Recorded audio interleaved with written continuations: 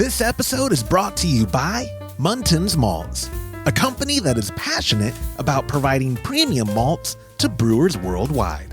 For over a century, Muntins has been a leading supplier of brewing and distilling malts, offering the finest British malted barley on the market.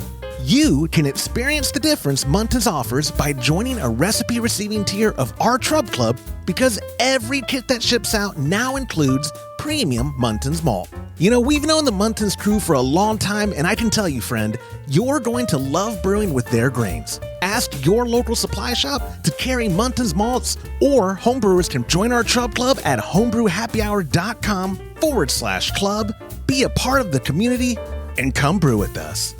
Thank you, Muntins, for supporting our efforts and homebrewers worldwide. Today's show is brought to you by Hopsdirect.com. Grown in the esteemed Yakima Valley on the Peterball family farm, Hopsdirect.com offers the widest variety of hops available online at incredibly competitive pricing. It's simple. They grow hops, they sell hops, and they ship hops straight from their family-owned farm to your doorstep. Producing the highest quality hops is Hopsdirect.com's passion, and they're proud to be an independent grower in the craft beer industry. Go to Hopsdirect.com right now and get what you need to make your brew day better. That's Hopsdirect.com. Today's show is brought to you by Imperial Yeast. You hear us gushing over Imperial Yeast all the time, and that's because their yeast performs for us in every batch that we brew. Imperial Yeast is adored by commercial breweries and home brewers alike. Their pitch-right pouches are jam-packed with over 200 billion fresh yeast cells, guaranteed to deliver flawless, fast fermentations every time. Imperial Yeast strains are grown by a team of pro brewers and home brewers who live to help other brewers learn more and ferment better. Join any recipe receiving tier of our Trub Club and get a free upgrade to premium Imperial Yeast with every recipe kit that ships out to you. Learn more at homebrewhappyhour.com/club and come brew with us.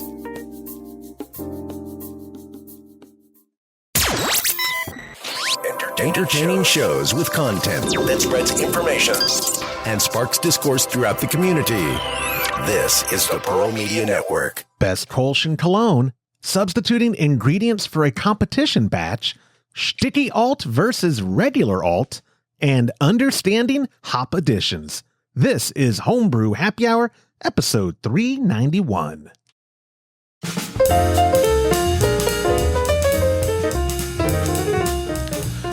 Well, hello, and welcome back to another episode of the Homebrew Happy Hour.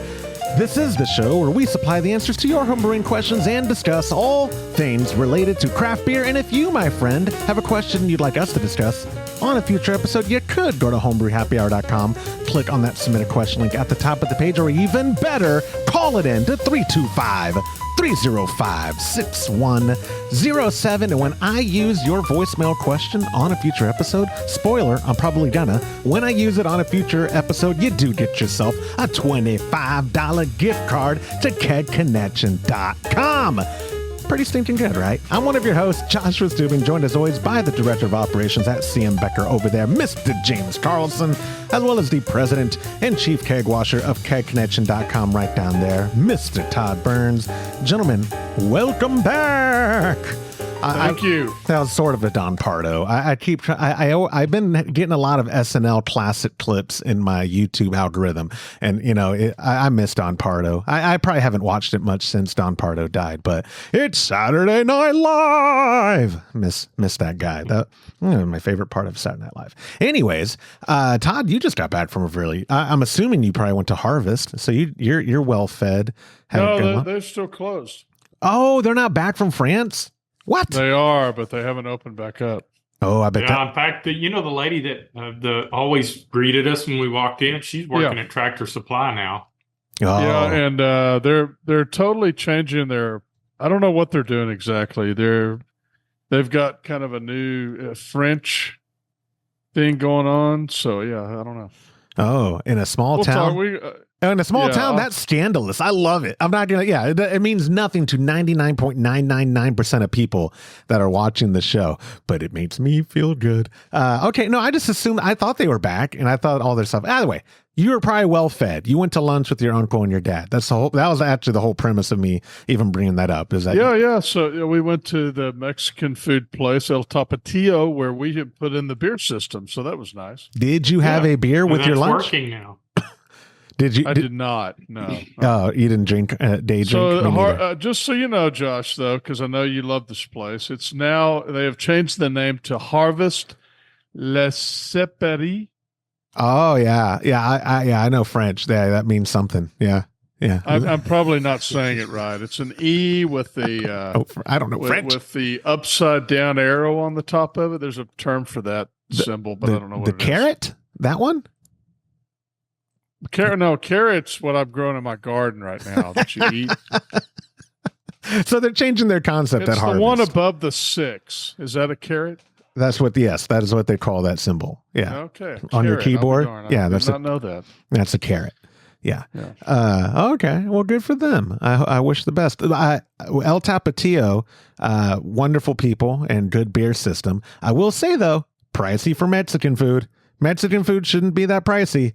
It's very high. It's very expensive. Maybe they had to pay for that beer system. I forgot my wallet again, and my uncle paid. So works every time. I literally showed up, and I was like, I know you're not going to believe this because I've used this card a few times, but I really did leave my wallet at the office. So Oh, that's my move, man. And I learned it from you. Yeah, you could do a master class. I don't know if master class is still a brand, but they have like learn how to do films from Spielberg, learn how to do music from Springsteen, learn how to not pay for the bill from Burns. From a Burns, a specialist in not paying for the bill, right?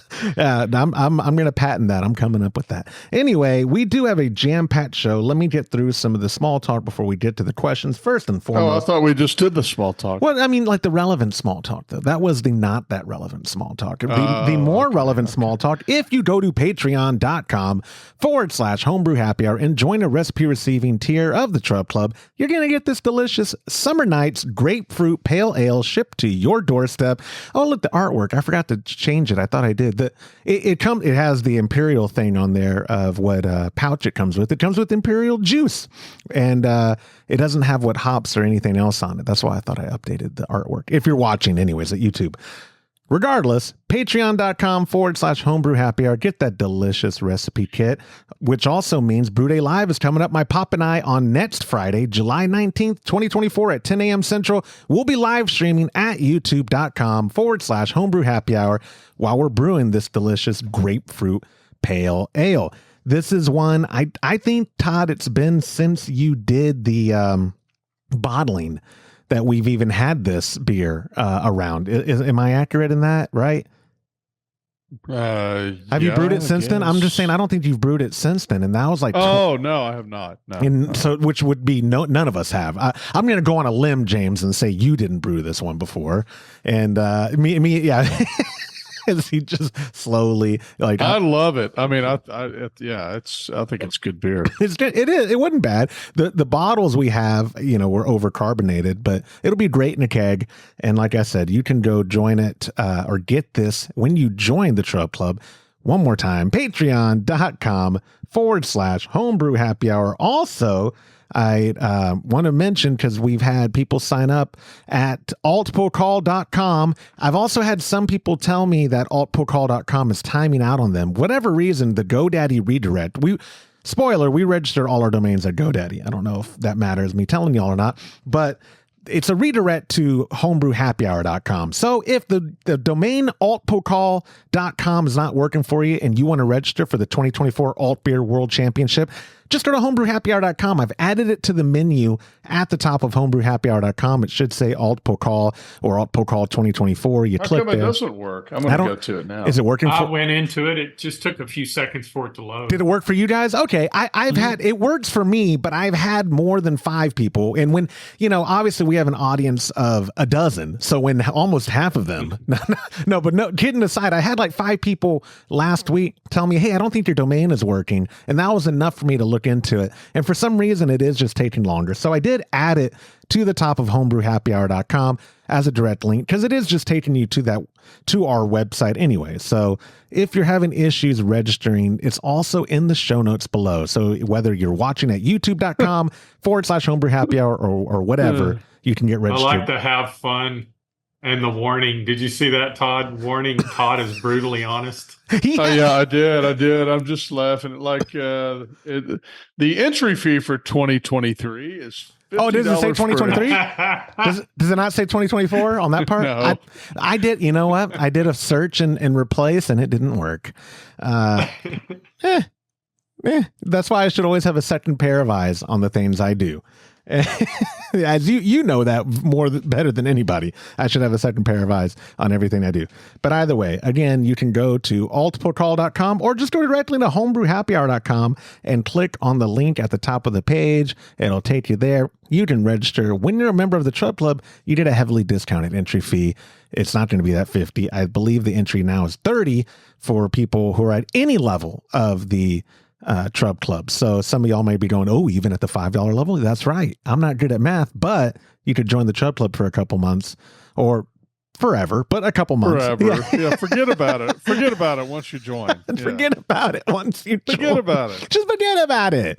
So anyways, that's coming up. Also, very exciting news. We have secured our buddy Horst Dornbush on the show. He didn't reply to y'all, so I think I might be telling y'all for the first time. It was supposed to be next week. Unfortunately, Mr. Burns is going to be out of town. I will be in Pokal. He'll be in Dusseldorf. He'll be in Cologne. It's very, very sad. Unfortunately, the founder of CMB, Schankenlagen, Mr. CM Becker, he recently passed away, and Todd's going to be attending the service representing all of us over here who cared about the guy. It's very sad. And we're glad that you can go, but I did want you to be on the episode with Horst. And so me too. He didn't reply all, not making an old joke. Horst, you're young, you're spry and young, but maybe technology is hard. He only replied directly to me. And he did say that the 24th is perfect for us to record, which is in 2 weeks from today when we're recording on the 10th. And so we are doing, let me put it on the screen. I didn't send it to y'all. We are doing the Stump Horst Challenge. Horst Dornbush did issue the challenge that you submit a question for him, anything beer related. We're not going to give him the questions ahead of time either. He's going to be completely in the dark. I'm going to arrange all the questions, preferably voicemail questions, guys. And if you stump the chump, I didn't even want to call it that. What time is it? He's not the chump. On that Wednesday, the 24th, it's... No, you didn't look at the calendar before you did that, did you? No, but it's the same time that we were going to do it for the... Why? Do you have something going on now? It's been on the calendar for 3 weeks. I don't have to. You told me if we could do it the next week. You didn't tell me any time or anything. I didn't know tell you the date. Yeah. I thought you looked on the calendar. Híjole, I got to do everything. So we're going to get Horst on the show one way or another. You submit your questions to Horst, and if you stump him if you send a voicemail that stumps Horst, get yourself a $50 gift card to kegconnection.com. All people that have questions that are good enough to make it on the show to try to stump them will also get gift cards like you would normally when you're submitting voicemails for homebrewhappyhour.com. So that's 325-305-6107. If you want to text it or email, we'll take those too. And just like on the show, if I take your question textually, a $15 gift card for being on the show, or a $30 if you're able to stump Horst Dornbush. Horst is very excited about it, so we're very excited about it. It'll be a good time. We'll make it work. What the time that he had said? It's 3:45 is my appointment, so maybe we could do it. What time do you have to leave? Do it an hour earlier. Yeah, we could do it that morning. He said the day is wide open. I had just assumed. Oh, he did. The time. Okay, good. Yeah, he did. Let's just do it a little earlier. Oh, okay. Your appointment's. Oh, it's like an hour or two away. Hour and 50. Yeah, hour and a half. Okay, so if we started at 10 a.m. Central. Yeah. Okay, perfect. Or even noon would be fine. Yeah. Okay, I guarantee you he'll be able to at least do noon because he was fine with doing 1 p.m. Eastern before when we were supposed to be next week because he thought we mixed up the times. But either way, we're going to be good. If you want more information on that, guys, again, Stump Horst Challenge is coming up in 2 weeks. You've got tons of time to submit your questions to Stump the Chump. I didn't even want to call him the Chump. That's rude. He said Stump the Champ, but I was like, but that doesn't rhyme. So I just came up with the Stump Horst Challenge, and we'll see if you can stump Horst Dornbush. All of that small talk aside, I think it's impossible. I do. Well, I do too. And I did want to make sure people knew, because we just announced this today. I did want to make sure people knew we're not giving him the questions ahead of time. That would make no sense at all. I'm considering not even giving you guys. That's the norm nowadays, isn't it? Yeah. So I could give you all the questions ahead of time to see if it's worth bringing into it, but I never give you all the questions ahead of time hardly anyway. No, you give them to us every week. We just don't read them. That's you. Don't throw James under the bus too, but also James sometimes doesn't read them. Yes. until the moment of recording. I like it. It's more exciting. I think it's more fun if you don't know the answer. If you don't look up the answer, you just have to. I like how you say when you don't know the answer. When you don't know, I just baffle them with you know what. Yeah. That's my grandfather. Yeah. Well, how many times on this show have I said, I don't know the answer to that? It's true. If I don't know the answer, I don't know the answer. It's a lot of times. Yeah, it's a lot of times. Me too. A lot of times. So anyways, all that small talk out of the way, we've got a great show. We've got 4 questions lined up for y'all. And the first question is a voicemail, and it's our buddy Marty from Omaha. I forgot to edit some of these down. Hallo, meine Freunde Josh. Ich heiße Marty. Ich komme aus Omaha, Nebraska. So, just practicing up on my German because I get to go on a German river cruise on the Rhine River. I made sure that one of our stops was Cologne for some good Kolsch beer. I love the German language. Words like beer. I'm learning how to say things like, I want to go to the pub. And this is a great Kolsch beer. So I need you to run through your couple of those places that you go when you go to Cologne. I think you guys have been there. Not Dusseldorf. We don't get to go there. But anyway, cheers to you guys. You guys always make me laugh, especially you, Josh. And although I am more the vintage of Todd. But anyway, you guys take care. Vintage. And give me some tips for Germany.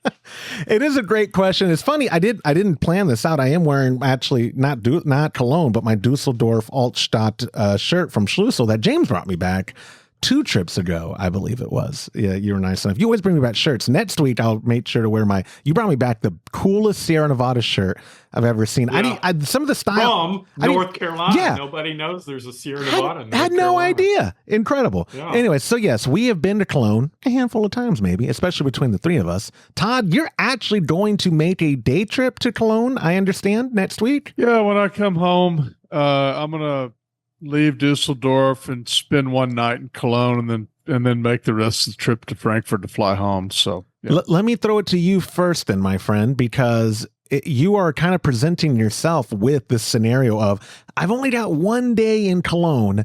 How are you? You've been there. You know the ropes. This ain't your first rodeo.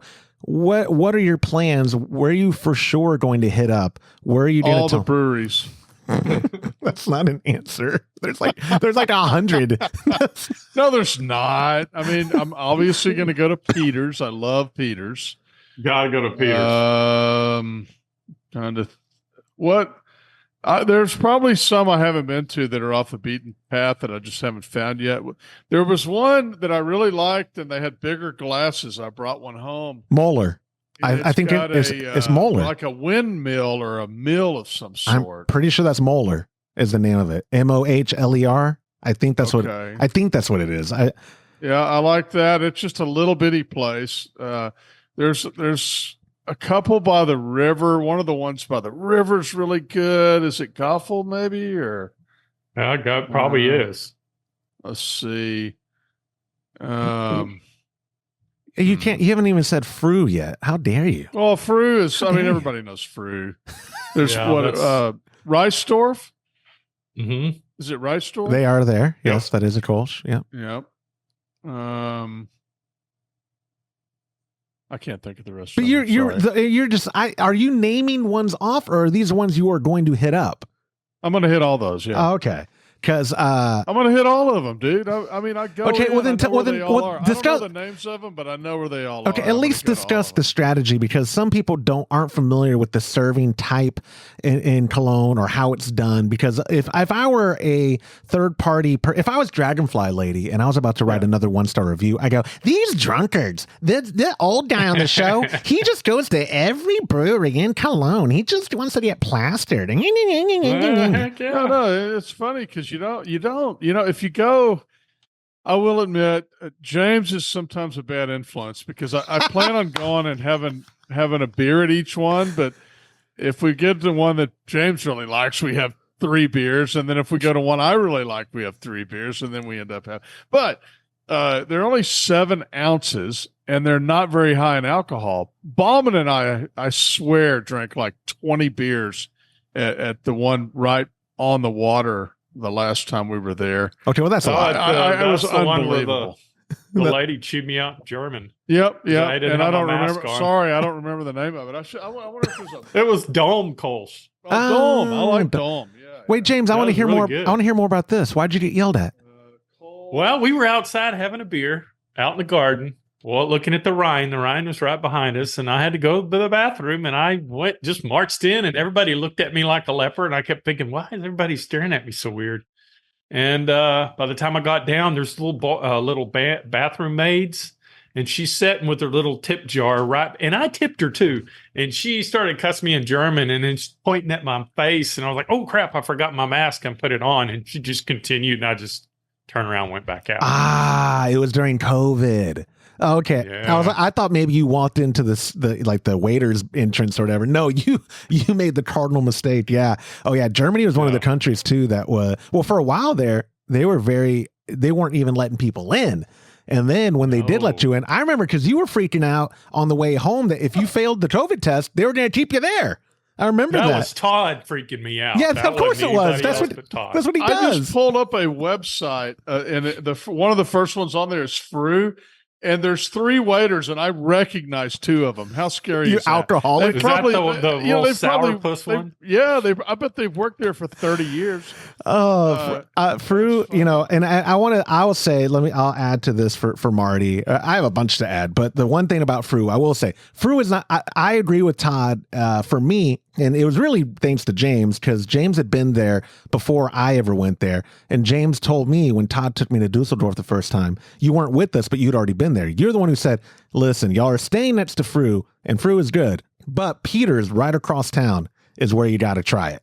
And Peter's is my favorite It's not Kolsch. even across. It's really close. Well, across to Frew. town, I just mean like you have to go past the cathedral through some air. I mean, yeah, it's, a mile tops, not even a mile. It's probably 3/4 of a mile. But either way, you walk everywhere in these towns. It's so funny. All these German towns on the Rhine are all very similar. Ancient cathedral, regional breweries or local breweries brewing basically the same style. City square. I think I covered old town Germans. Maybe what I could do is I could make notes this time, and when I get back, I could do a list of what my favorite ones are. Yeah. Oh, I like that idea a lot. Do that. And then also though, one place. Oh, look, you got the picture behind you, James. Look at that. That is the entrance of Peter's. Yeah, we pardon me. I have a Peter's Stange, and I have one from Frew.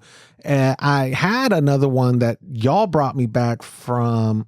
Oh no, wait, no, that was an alt one because it was Schumacher that I broke. But I do have a Schlüssel one that I hardly ever use because I'm afraid of breaking it.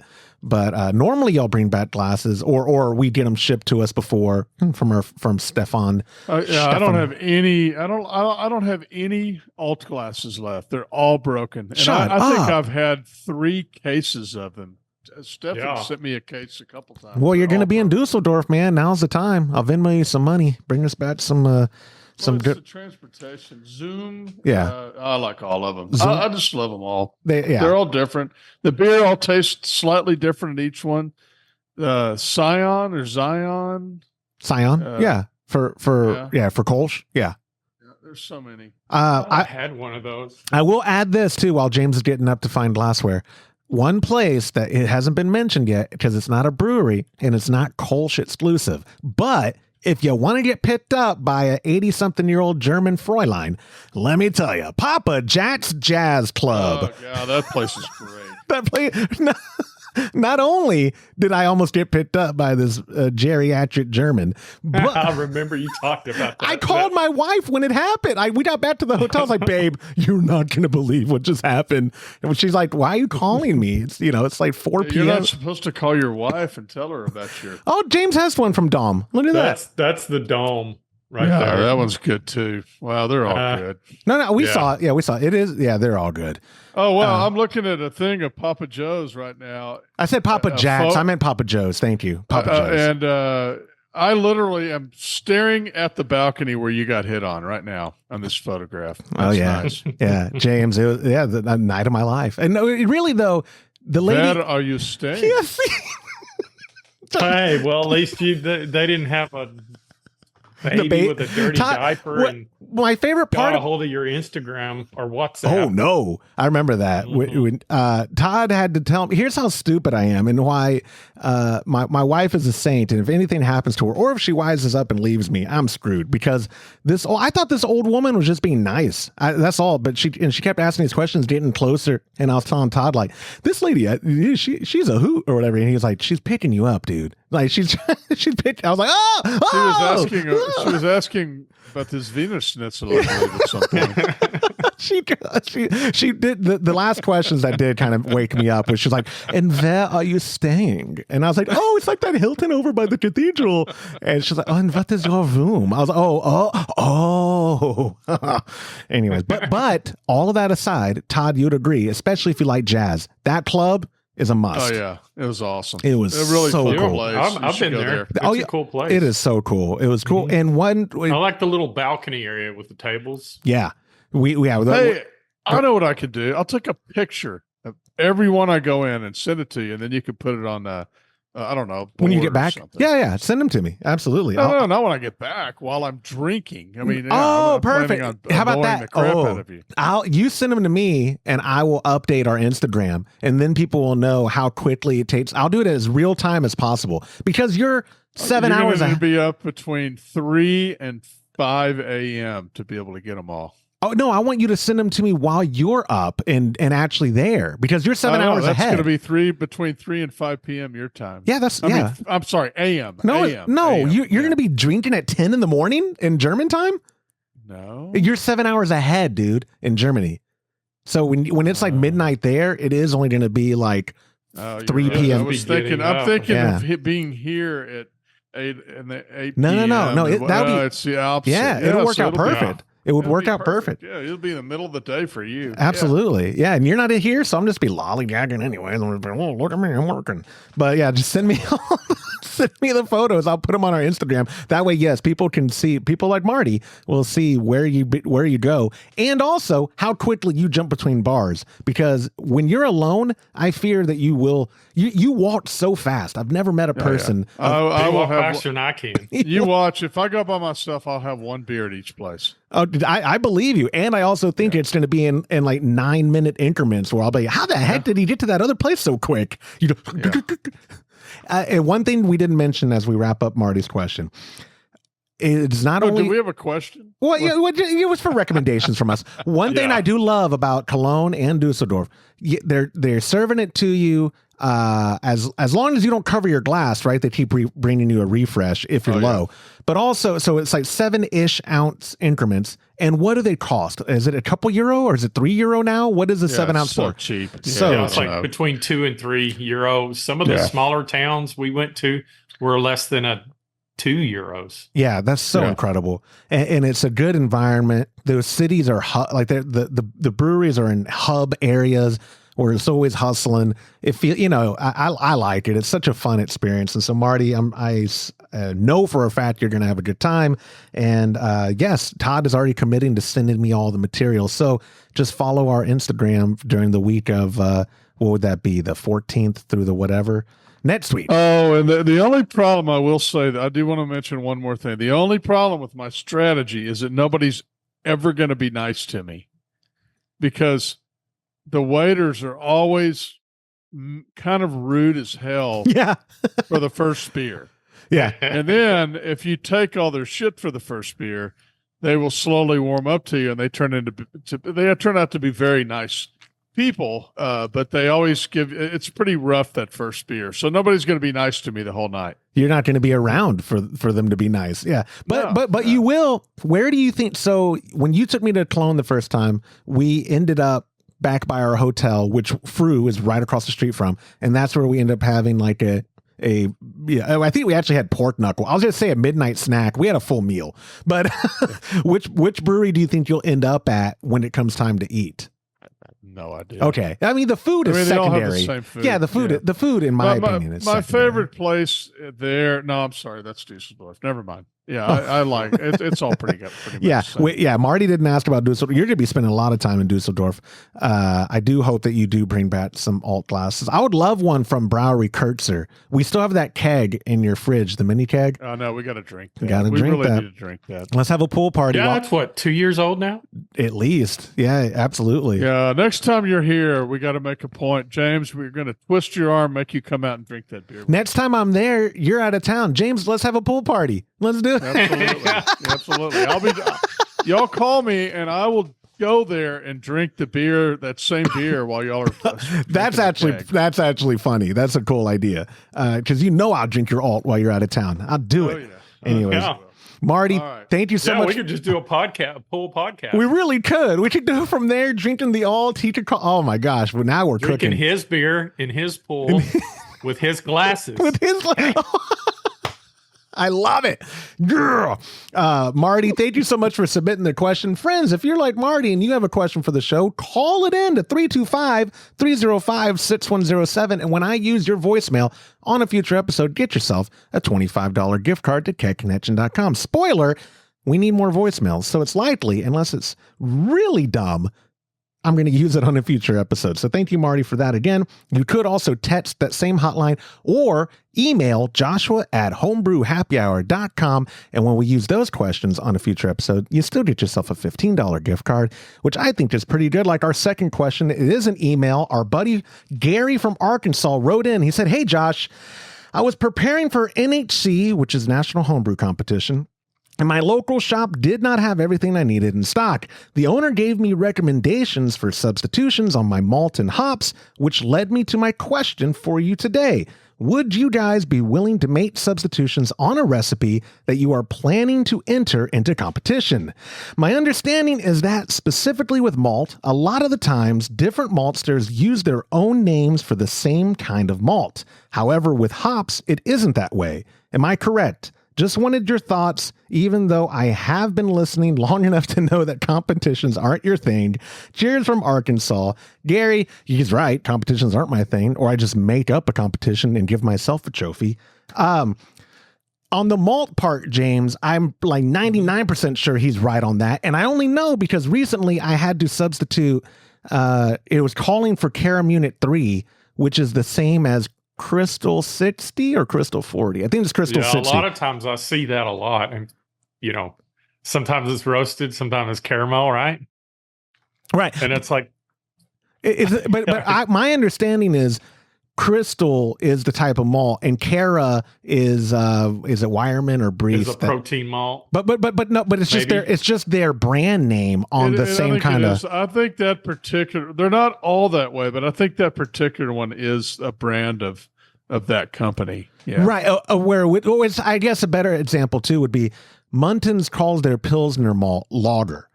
But for Levy Bond and most things, when you hold it up in analysis to your traditional Pilsner malt from whatever other maltster, they're the same thing. They just call it something different. I think that is much more common with malt than it is with hops. Because in fact, I don't know of any hop that is necessarily, that is the exact same hop. It just has a different brand name depending on the company that made it. So like I've substituted Hallertau Mittelfru for Mount Hood before and had good results, but it is noticeable. So I'm going to throw it to you first, James, because you're the only one who's done competition. If you make a recipe that you are super confident in submitting, and then you can't source those ingredients through your local shop, are you going to be that big of a stickler to the recipe where you're going to look elsewhere, or are substitutions minor enough for you to look the other way and it's not a big deal? Well, it kind of depends on what you're brewing. So if I was brewing, for instance, an alt beer, then I wouldn't. I would try to find because it's so unique, and the grain bill. If you what I've learned, all the iterations of the alt beer when I was obsessed with it. It makes a big difference if you stray away from the basic recipe of an alt beer, and that's talking about the specific type of grains, base grain malt, and the roasted malt. But if you're doing like a lager, just a light pale lager or amber, I wouldn't be opposed to substituting like Planet Malt for something else, because you get the color in the roasted malts, even if it's a little bit. But yeah, I mean that happens a lot, and you sometimes you gotta with competitions. Maybe it's a little different because you want to stay true to what you're trying to create. But in general brewing, I have no problems substitute. We do it all the time. We do. We don't have this, but we can get something similar to it. But competitions is a little different. I would suspect that hops being unavailable is a much more common thing than a malt being unavailable in regards to like how the harvest went, right? Like I remember when we were selling recipe kits, this might have been 2018. It was either 2018 or 2019 when Galaxy, for whatever reason, became a super popular hop that a lot of our customers were using. And then the harvest that year from all of our suppliers was just really bad. And we couldn't get him in for the longest time. And I remember a guy, this was back when Joe was with us, and he was like, well, Galaxy is so unique. It's not really one that has like a 1-for-1 substitute. And I remember thinking like, oh, that sucks for those people. Cause some people want to brew and have that specific thing the hop brings to the table. Citra, like Citra. It has a unique specific taste and aromatic and smell, and it's hard to duplicate that one. It is very difficult. But like you said, we are, even though it's the best time ever to be alive to be a home brewer, we are still subject to things like, bad crops, global wars. The last time, speaking of Horst Dornbush, remember I don't know if it was the last time he was on the show, but one of the times it was just the doom and gloom hour with Horst, because the Ukraine war had just started and, crops were about to be terrible or whatever. Thankfully, it hasn't affected us that much. But Todd, when you're making recipes up, are you a stickler to this is exactly what I want? Or are you like, yeah, okay, that'll be close enough and I'm not going to worry about it? I don't look for particular brands typically. I do like we use a lot of Muntins. I love using Muntins when I'm brewing British style beers because that's where they are. I feel like they've been doing those forever and they always turn out well. But like I'm happy. There are a lot of times when I've had to substitute, and I'm fine doing that, and I have not run into any major issues. And I'm not even just talking about brands as much as I mean, like if your recipe, we keep a lot upstairs. Thank you to our sponsors for allowing us to have such a walk-in of ingredients. But if you walk up there and you're like, I need let's say, yeah, I need Maris Otter. That Maris Otter is a good example. Let's say I need Maris Otter and we're out of it completely. Are you going to be like, well, I guess I'm brewing something different, or are you going to just throw some two-row in there? Like, what are you? No, probably going to brew something different. I said two-row. I assume that's the substitute. Maris Otter is probably the best. I mean, that was a great example because, another example would be lager, any kind of a lager malt. I mean, I'm not going to, if I'm brewing a lager, I'm not going to use two-row. Gotcha. Right. And I'm not going to use Maris Otter to brew my lager. Right. Yeah. Right. I don't want to. Yeah. I mean, I don't want a biscuity lager, right? So right. And you wouldn't do the inverse either. You wouldn't use lager malt to do something that would use Maris Otter. It's just too specific in the profile. A lager ESB. Y'all don't want to do that. Nope. Okay. Right. So yeah, but yeah. So to wrap up that question, yeah, brands is not what I'm talking about as much as. It seems like that's what he was talking about.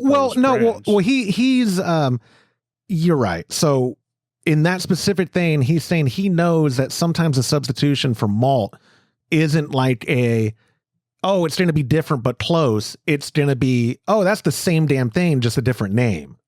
Whereas, because like I said at the beginning, that does happen where I'm pretty confident Cara 3 is the same as Crystal 60, like the exact same build and everything. Just it's a different name one company gave. I think it's roasted differently. Oh, okay. Well, see, I'm glad I didn't bet money with anybody on that because I just always that may be a different one that I'm thinking of. But don't they have a different roasting process on some of those Crystal versus the? They do. In fact, if you remember, Todd, I don't remember the malter, but they were showing us a bitterless roasted malt, and it wasn't even dark. No remember kidding. That? Really? Yeah, Country Malt Group, I think, is one showing Malt. us. Okay. And they had a roasted malt that looked like a regular kernel of barley, but it imparted the what they claim was the flavor and everything. Probably not so much the color because that's derived from the roasted husks on the outside. But yeah, I think there's a little bit of this and a little bit of that right between the different malters. In other words, the base malts are all pretty much going to be real similar, but it's when you get into the specialty roasted malts where everything's so different. So this is where I guess, like, I'll put it in the show notes, and they exist, guys. You could go to Google and just type this in, but like malt substitution chart, I'll put a link into the one that we typically use. And in fact, most of these malting companies have their own charts anyways, like on their websites and whatnot. But I'll put a chart, a link in there in the show notes. If you're watching at youtube.com/homebrew happy hour, let us know in the comments below how you feel about substituting. If it's just I don't really care, or if context matters, like, yeah, it's my competition badge, I'm going to get what I have to get or whatever. And also what charts you use, because that's the other thing too, James, that's kind of funny. Not every chart is the same. I find that with hops. I don't know that about malt, but with hops, I would like one time it was specifically Mount Hood because I told someone I substituted middle fruit for that, and or I've talked about on the show, and I got a message not that long ago after that from a listener who was like, "What on earth would you use Mount Hood for your Kolsch?" And I was like, "Well, it worked, man. It tasted good. You know, people liked it. That's all that matters. Right? That's all that matters to me. I'm too dumb to know better."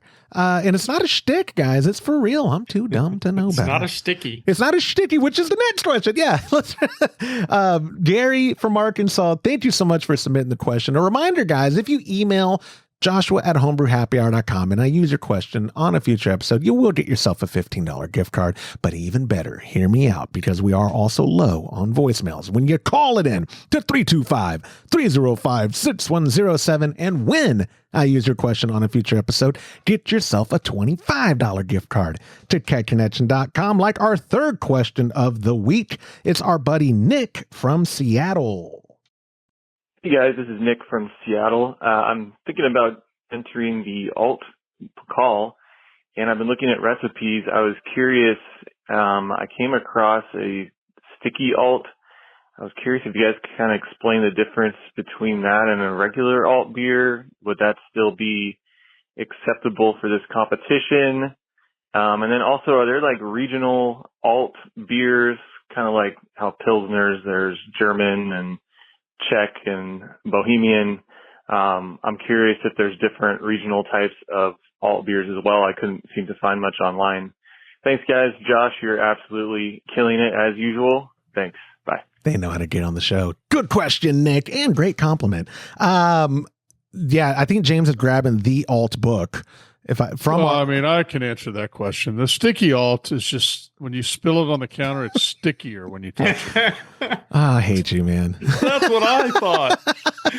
No, anybody watch Spinal Tap? And he's showing his amps, and they say, but these go to 11. Yeah. So that's the best description for a sticky. It's got more alcohol. It's got more hops. The IBUs can go all the way up to 90. It's pretty much what they called it a gift from the brewer to the public because they get more of everything. They get more of alcohol. They get more hops. It's their own personal recipe. They do it once a year. They don't share it with anybody else. And it's kind of like a select. And oddly enough, I did a little research on this. Uriga was the first one historically to come up with it. In fact, I have a bottle right here. Is that that bottle of Uriga in there? I wasn't. So I have to tell you this while he's looking for that. He got it. That Dovetail Brewery that I went to. Yeah. That's what they had on tap was Sticky Alt, and it was. Look at that bottle. When was that? What year was that, James? That was when we went to Portland. We went to that brewery, that German. That's what I was just saying. I thought I was with you. I kept the bottle. Yeah. What a hilarious anecdote that we went to Portland for you to get an imported. But I mean, like when we were over there, I don't remember Sticky being there because we were probably there at the wrong time of the year or whatever. The last time we were in I mean, I don't even know what time of the year they released their Stickies, but but I do remember. If you remember, I was like, how did you get this? It's like you shouldn't have this in North America, but they had it. And that was the trip too, where the first night they took us to that awesome German bar where you got that. But then the second night, our buddies, I think Andrew was his name, took us to that sour bar. And I was like, oh, I'm going to forget your name one day now. I'm kidding. I'm kidding. All of our listeners, I love y'all so much. But the Sticky Alt, I will say, because it doesn't say in the fine print, I guess Sticky would fall under the realm of what we're doing. But however, we are really trying to do a Dusseldorf, just a traditional alt beer. So if you do a Sticky, you might not get penalized for it being outside of the realm. But no, I will say it here confidently, unless you guys want to disagree with me, that I think we're just going for a very traditional Dusseldorf Altstadt alt beer, because just the regular, because Sticky's like special alt beer. And it's a lot more subjective. I'm okay with the Sticky alt. Democracy 2-1. Wants to throw one in there? Throw one. See, I don't know if that would. I wonder how that would get judged. Right, that's what I'm saying. Because it's way outside the BJCP guidelines. I don't know if it would do very good if you tried to brew an authentic. What's our buddy? Was it John Dieter? What was his name? Whose alt beer that your recipe that he got to the NHC finals? Was his name John? It was something Dieter. I remember Dieter.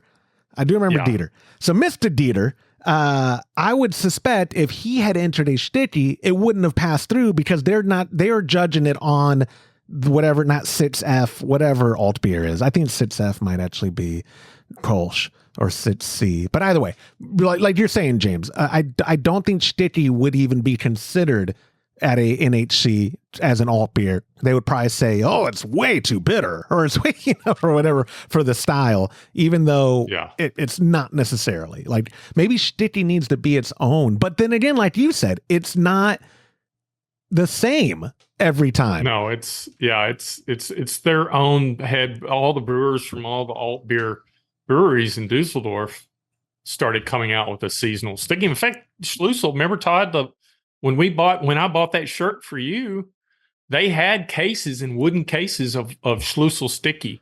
Yeah. And I really wanted to get one, but they were kind of high.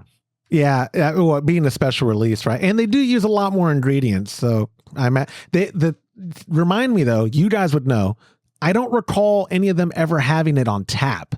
Like, I've never seen it anywhere other than in the Schlussel gift shop. Right. I mean, it was on tap at Dovetail Brewery in Chicago. Well, right. But we're talking about, listen, no offense, Dovetail in Chicago. Hey, don't even go where you're going. I see where you're going. There was a German sitting right next to me, and he asked me not to drink anymore because he said that the rest of the keg was for him. I just meant real Dusseldorfians or whatever, Dusseldorfians. I just meant, I don't think... Dusseldolphins? I think real Dusseldolphins don't serve it on tap. I think it's just bottled. I think it's that small batch it's that small quantity they're even brewing. I think they only distribute. And do they age it too, James, or is that not a part of Sticky? I wouldn't doubt it. I mean, because it's all up to the brewer that's creating that special alt beer. They probably do. It's probably Katie bar the door. They're probably the only thing they still have to go through they're under the Reinheitsgebot over there. So they're limited on what they can do. But most of the brewers in Germany would never, ever think about using anything outside that law, that purity law. Right. Todd, that's going to be part of your homework, if you don't mind, when you're in Dusseldorf. Check for Sticky. Yeah, it's not the time of year. For sure. Oh, you already looked it up? Well, I remember it being in the winter. Okay. James? So like an end of year kind of thing, maybe? Or beginning? Okay. Well, I don't know. I just, it's so rare that I can't imagine it'd be ready right now because this is, I don't know. It's middle of the year too. You're right. So if it is either end of year thing or beginning of year thing, you're kind of going. It's the wrong time to be checking.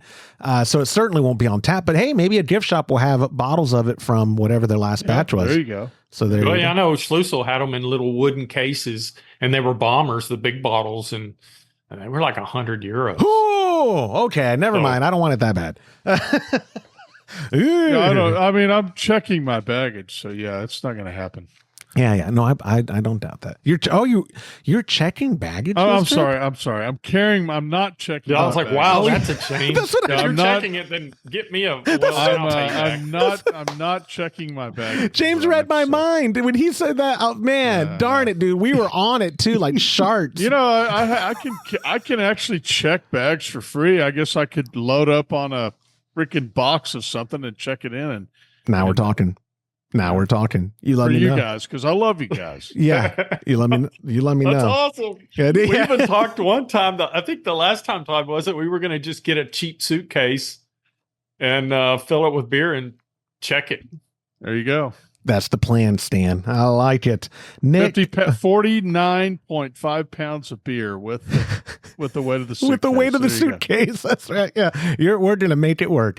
Anyways, Nick, thank you so much for submitting that question. A final reminder, guys, when you call in your question to 325-305-6107, leave us a voicemail and I use it on a future episode. You'll get yourself a $25 gift card to kegconnection.com. Alternatively, you could text that same number or email joshua@homebrewhappyhour.com and you'll get yourself a $15 gift card, which I still think is pretty good. Like our fourth and final question for this week's show, it was a text message and it's our buddy Will who wrote in, "New brewer here. I found your podcast a few months ago and I have learned a lot. Thank you for that.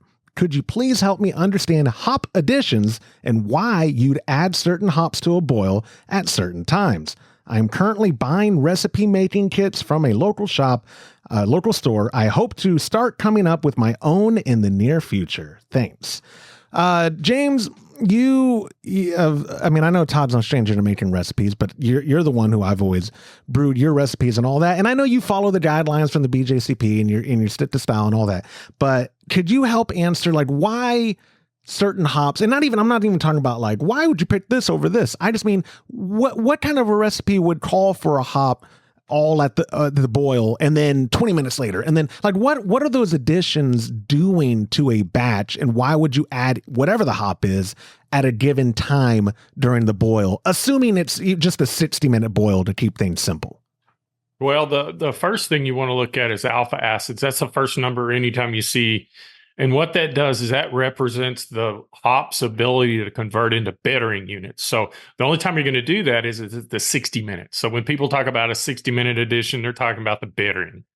Then you have a second type of flavoring, which is the flavor.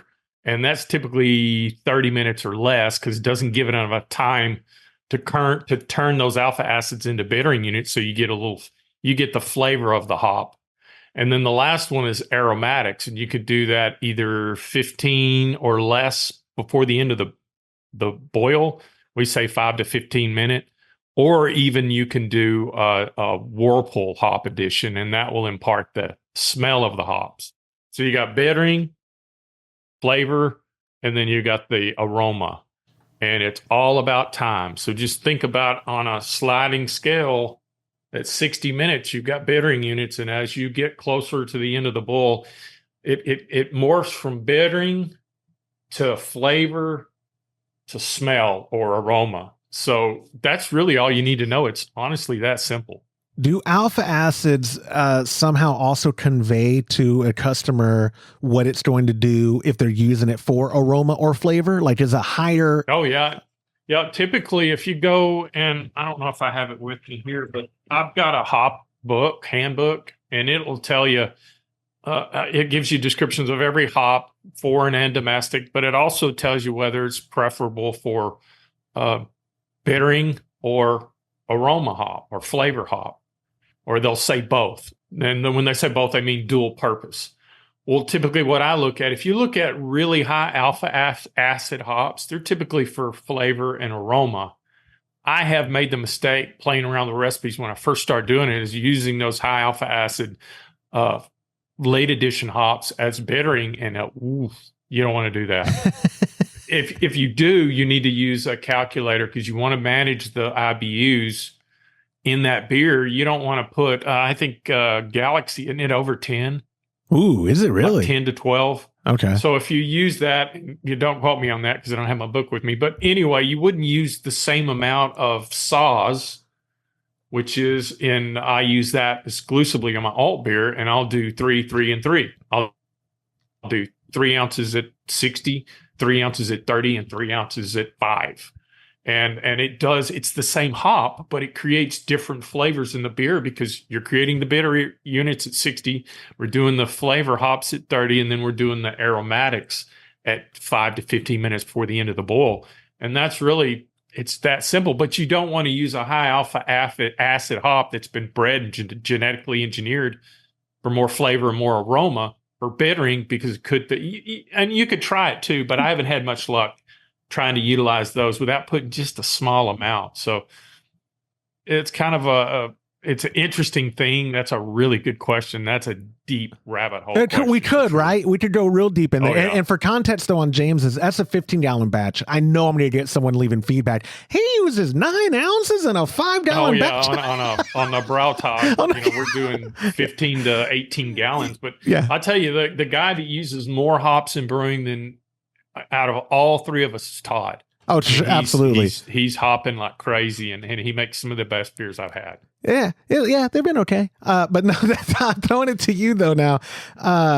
Do you, when you're experimenting and you want to decide a hop, is the alpha acid, that's the number one indicator for you of when you're going to use it in a recipe or if you're going to use it for a certain style? Yeah, I think so. I mean, the only exception would be like if you're trying to get bitter in a lager, German lager, something like that, you're actually going to use a noble hop, which traditionally are very low alpha acid. But if you're trying to do an American in your face IPA, of course, the higher the alpha acid, the more bitter it's going to be. So yeah. That's short and sweet. It reminded me of the time when you're going to do an episode without me, and no one's going to be here to drag out the questions for see what we're going to do. We're actually going to answer 20 questions. We're going to answer. It'll be 3 minutes for every 20. You're right. That adds up. Oh, no, some of them are. James is going to read the question, and I'm going to go no. Next, like somebody on the witness stand. No. So to wrap up Will's question, because I don't want to just drag out for the sake of it, and I'll throw it to you, James. So for recipe, like we did that mosaic smash, and a guy in the Chub Club who is brand new to brewing, he joined to learn how to brew, and he was concerned because it was the first kit he ever did that did not have a 60-minute boil. Everything just started going in, I think at 30, and then, a lot as it got closer to 0, flame out, and then a dry hop. That is to say that not every style requires a lot of bitter for it to be flavorful and aromatic, right? You can accomplish the flavor and aromatic is accomplished not from the full length. It's accomplished at the later parts of the boil and dry hopping. Yeah, the bittering is the 60-minute hop addition, and then, the flavor and aromas are the lesser boiled, 30 minutes or less. And I think that mosaic is pretty high in the alpha acid. So, but that recipe called for a bunch of it, right? And it did. It is a very flavorful one. We have it on tap. Todd, I believe you already drank the keg I brought up there to you. Even with all that in there, it didn't actually end up being all that punch you in the face. And I guess where I was going with this is that because there wasn't a bittering hop addition? Is that why it wasn't so punch you in the face? You're talking about, I don't think which one? The Smash IPA. I brought you a keg of it. Yeah. What's the one that I have in there right now? The Mosaic. The Smash IPA. I mean, it's the last keg you brought me. Yep, correct. Yeah, I haven't finished that. What do you think I what'd you? drink Oh that no! much, Oh, no judgment here. You hosted. You hosted 4th of July. You just brought it like 2 weeks ago. I mean, gosh. 2 weeks. I know. You're right. You did just float the Sierra Nevada. That's the one. Yeah, that's the one. Which is obviously a lot more mellow. But with the Mosaic Smash though, would it have been more punchy? I don't know that it was much more mellow. I wouldn't say that it was more mellow, a lot more mellow. I mean, because the Mosaic Smash it's not an in-your-face hoppy beer to me. No. And I'm saying, is that because it doesn't have a 60-minute boil, or is that because it's not using as much hops as in-your-face ones use? Yes, and yes. Yes, and yes. Yep. Okay. And I did manage to drag out that question a little bit more. I didn't intend to, but that's what happens because that's what I do. Will, thank you so much for submitting that question. The last reminder, guys, get yourself a gift card. If you text 325-305-6107 or email joshua@homebrewhappyhour.com, it's a $15 gift card, or call the hotline. Leave a voicemail question. We need them. And when I play it, you get yourself a $25 gift card. Go ahead, boss. One more thing I was going to say is when you're talking about a dual purpose hop, I think that is what differentiates between it being used for a lot of bitters versus flavor is how long you leave it in there. And that's what a dual purpose hop is, right, James? Basically. Yeah, you can use it for either bittering or for flavor. Okay. But you control that by how long you leave it in there. Yeah, correct. And the amount to some extent. Yeah. Okay. Yeah. Gotcha. Was Mosaic considered a dual purpose? What's that? Is Mosaic considered a dual purpose? No, I would think so. A good one would be like Cascade is definitely probably one of the most popular hops in North America, especially with the commercial brewers. And they probably, I don't know. I mean, I don't know this for sure, but I would think that keeping things simple as far as the brewing process and the ingredients is going to make you more margin. So if you can get by with using one of something versus two of something and make money on it, they're going to do it. That's a good point. You're right. That's what at the end of the day, that's all it boils down to. Absolutely. Yeah, they're not doing it. UNICEF's not in the brewing business. So the end of the day, they want to make money just like everybody else. I'm going to make a deck to pitch to UNICEF, the future of UNICEF. Brewing for charity. Anyways, Will, again, thank you for that question. Guys, that is all I have for this week. I sincerely appreciate y'all's time. Todd, I hope you have safe travels. James, I'll see you next week. And it's just to be James and I on next week's show, unless Todd calls us all drunkenly from Dusseldorf. So we'll try to. Yeah, let's see. What time would that be? It'll be 8 o'clock. Right? 8 p.m. Oh yeah, I should be on the show. I should be on. That's the witching hour. You really should. You should take because you could do it off your phone. Download the app. 100%. You could definitely do it. 100%. That sounds like fun. You really should. Make sure you take your take your Bluetooth headphones though. That way you can hear us. And I don't want you to be that boomer. But you're gonna be American. You're gonna be that boomer at Schlussel. That's like they're gonna have to hear my voice. They're not gonna like you, boss. They're not gonna like you. Yeah. Anyways, safe travels, guys. I'll catch y'all next week.